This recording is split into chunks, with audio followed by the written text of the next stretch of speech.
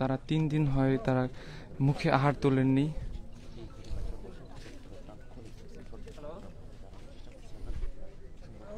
আচ্ছা, আমাদের পরবর্তী কর্মসূচি সন্ধ্যা 6টায় আমরা মোমবাতি প্রজ্বলন করব। সবাইকে আসার জন্য আহ্বান করা হচ্ছে। ধন্যবাদ।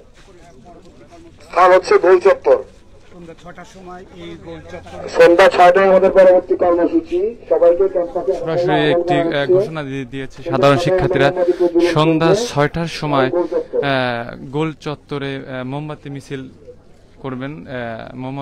মোমবাতি মিছিল দেখাচ্ছে এবং সে দেখতে পাচ্ছেন দর্শক পড়ে গেলে দেখতে পাচ্ছেন দর্শক আমরা দেখাচ্ছি।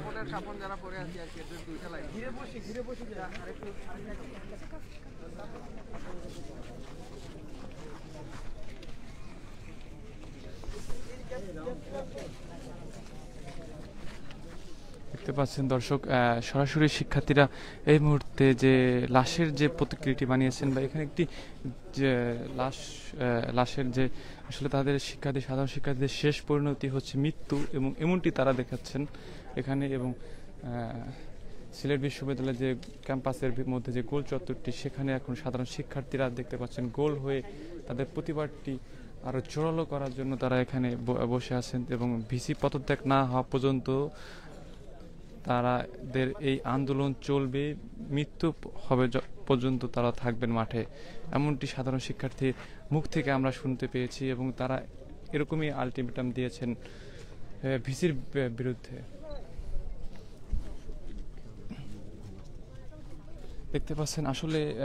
দেখতে পাচ্ছেন যে এখানে যারা নেতৃত্ব দিয়েছেন আসলে তারা মানসিকভাবে তারা খুব ভেঙে পড়েছেন, কারণ তাদের যে 26 জন যে সাধারণ শিক্ষার্থীরা যে আমরণ অনশনে বসেছেন তাদের অবস্থা খুবই আশঙ্কাজনক এবং খুবই খারাপ পরিস্থিতিতে বিরাজমান করতেছে এবং সেই দৃশ্য দেখে আসলে তাদের মনে তারা কষ্টের ছোঁয়া বহন করতেছে। আমরা দেখাচ্ছি সবাইকে বলছি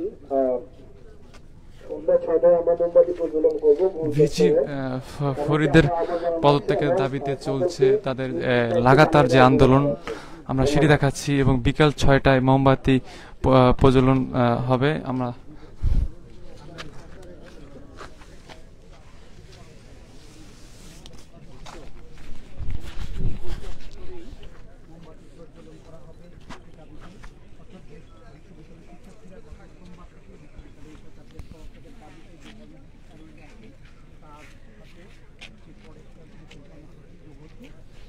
ভিসি পদত্যাগের দাবিতে চলছে তাদের কাপড় পরে যে মৌন মিছিল সেটি আমরা দেখাচ্ছি। সরাসরি যুক্ত হয়েছি শাহজালাল প্রযুক্তি বিশ্ববিদ্যালয় থেকে এবং চলছে এখানে তাদের আন্দোলন। ভিসি পদত্যাগ না হওয়া পর্যন্ত তারা এক পাও লড়বেন না।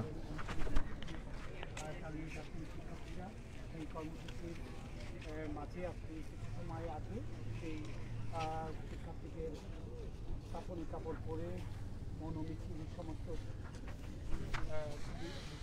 বিভিন্ন সড়ক প্রদক্ষিণ শেষে সবাইকে আমরা ধন্যবাদ জানাচ্ছি পরবর্তী আপডেট দেওয়ার জন্য।